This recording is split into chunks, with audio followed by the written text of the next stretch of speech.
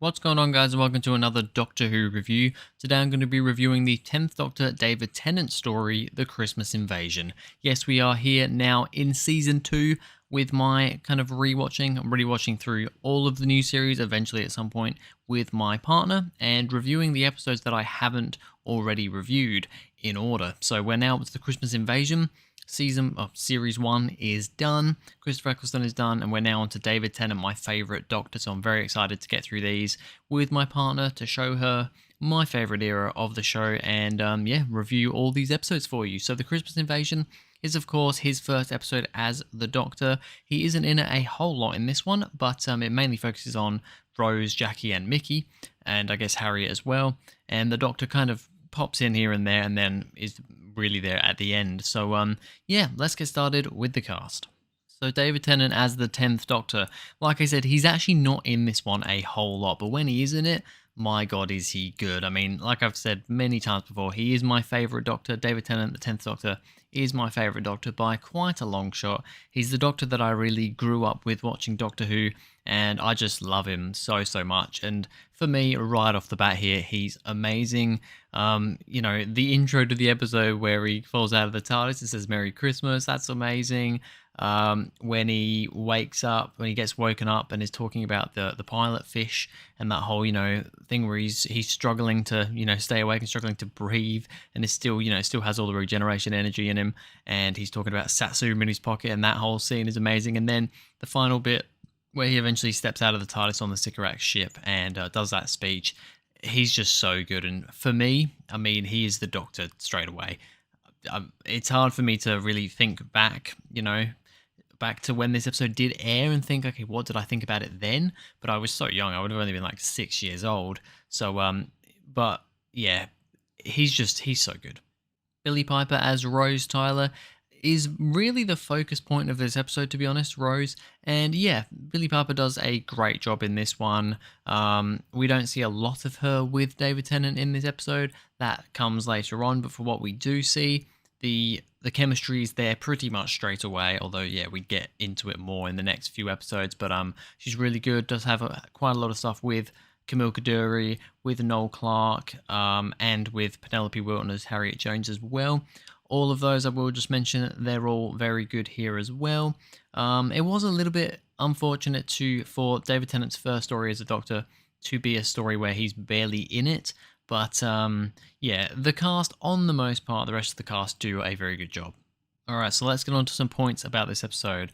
Robot Killer Santas. Yes, that is not really the main villain of the story, because that's Sycorax, but the one we see first is the Robot Santas, and they're going around and basically, killing people, or they're actually mainly just, I don't know if they actually do specifically kill anyone, but they're actually trying to get hold of Rose and specifically the Doctor. So that's how it all starts. And although maybe haven't aged the best and they're a little bit gimmicky and silly, I still like them.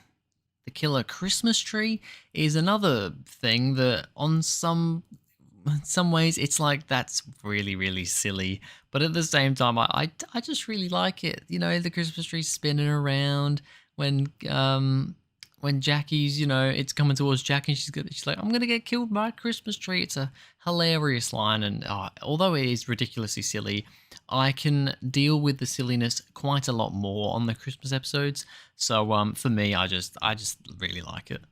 The dressing gown and shutting Jackie up scene, mentioned that before, but that whole scene is amazing, where we've got the Doctor in this dressing gown, and he finds the Satsuma in his pocket or whatever it was. Or an apple. No, I think it's an apple at this point, isn't it? Satsuma later. But that whole scene, and then when he's trying to tell Jackie, what he needs, he's like, I need, and she's like, oh, sandwich, nice soup and a sandwich, and he's like, I need you to shut up. That whole scene is just amazing. How can Mickey access the unit online info? So this is kind of a branch off from a previous episode, Aliens London World War III, where Mickey has access to unit files. We see that in that episode, and although the Doctor kind of gives him a password to use, it seems way too easy to be able to access what he's accessing in that episode. And I've never really thought about it in this one, but it's kind of the same thing. He does it in this episode as well. He accesses unit And yeah, just it just seems like at what point was Mickey ever why is Mickey all of a sudden like a hacker when there's been no previous mention of that other than in Aliens of London, but it didn't make sense then. How does he have access to this information? This seems like far too confidential information for somebody to just be able to get to with a simple password. It just seems really silly to me. The Sycorax are controlling all the A positive blood humans.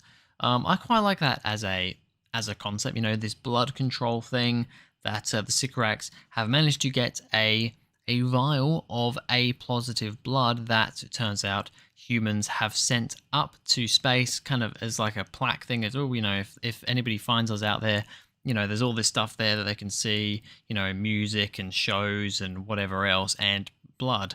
And yeah, the Sycorax find this blood and they're able to control it. So I like that as a concept. I think it's a pretty cool concept. It's something that makes sense. It kind of makes sense for humans to send something like that up to space. It's something that humans probably would do. The Sycorax I like as a villain. Now, yeah, I do quite like the Sycorax. They were only really ever used in this episode in the TV series. Anyway, I think they've been used in audio, but as a TV villain, they've only ever been used here. I think they were briefly brought up in the Pandora Opens, but they're only just kind of one of them villains in the background. We don't actually, have another story with them or really anything with them. They're just kind of there in the background. So a little bit disappointing. I don't really know what else you would do with them, but I don't know. I think, Russell could come up with something, or someone in the future could come up with something for the Sycorax to have. I mean, I know at the end of the story, spoilers for later on, but they do shoot the ship out of the sky, killing them all, but I imagine there's other Sycorax out there, surely. So, I mean, there must be, because we saw them in the Pandora Open. So, yeah, I'm surprised we never saw them again, but maybe in the future we could. Like I said, I don't think you want to overuse them, but I think they could figure something else out with them. The Doctor waking up. This is when he steps out of the TARDIS on the ship and reveals himself, and it's just such a good scene. The whole thing of, he walks out and he's like, now I'll deal with you in a second, Sycorax. Wait a minute. And then he goes over to Rose, like, how do I look? Am I ginger? That whole thing starts off. Such a good scene. He just nails it instantly. The blood control is just a threat. So we work out that actually, although yes, they are controlling the blood, the thing of the big red button, the Sycorax are saying that we press this button, all the people, because they control all the A positive people to go to the top of roofs, and if they press this button, they're going to jump off the roof and a third of your population is gone. Or the other option is you release them to slave trade and we take them as slaves. And the Doctor figures out that was actually kind of a lie. It was just a threat that is kind of an empty threat, because they can't actually, that you can't control a person to death, which I like. I think it has a few issues. Well, I mean, let's not beat around the bush or anything. Let's not be too grim about it, but there are people out there that are not so happy with their lives and maybe suicidal or whatever. Can you then control that person to death? Because the whole thing with the Doctor is that you can't make somebody, kill themselves. Well, in some cases you probably can. So I don't know. That's just one thing I thought about. I was like, okay, well, yes, for the majority of people, this is probably the case, but for some, it's not the same for all people, I don't know, maybe that's something that I'm looking into it a weird, sadistic way, but for me, that is just something that I thought about. The Doctor regenerates his hand. So the Doctor and the Sycorax, Captain Sycorax leader, whatever you want to call him, have a fight with a couple of swords, have a sword fight, and it's a nice little fight. I mean, it's not the most amazing choreography in the world, but it's decent enough, I thought. And the Doctor gets his hand chopped off. That hand falls off the ship down to the earth below, and of course later on we find out that Captain Jack ends up grabbing that hand and keeping it in a jar, but that's a later thing to talk about in later stories. But then his hand regrows because he's still within his regeneration cycle, and then I thought, quite easily then defeats the Sycorax, though. You know, he wasn't doing a very good job to start with, and then all of a sudden, very quickly after he gets that hand, he defeats him very easily. So, although I like that scene, it is a little bit too easy once he does get that hand. The Doctor killing the Sycorax leader. So when he eventually finishes the sword fight, he beats him, but he spares him. He puts him down on the ground. He says, "You will swear on the blood of your race that you will never visit Earth again and will never tell anyone in the stars about, about us, and to invade us or whatever." And the Sycorax says, "Yes, I will. I will do that. I will not re-invade you." And he walks away, and the Sycorax gets back up to, as lying to the Doctor, and goes to go kill him.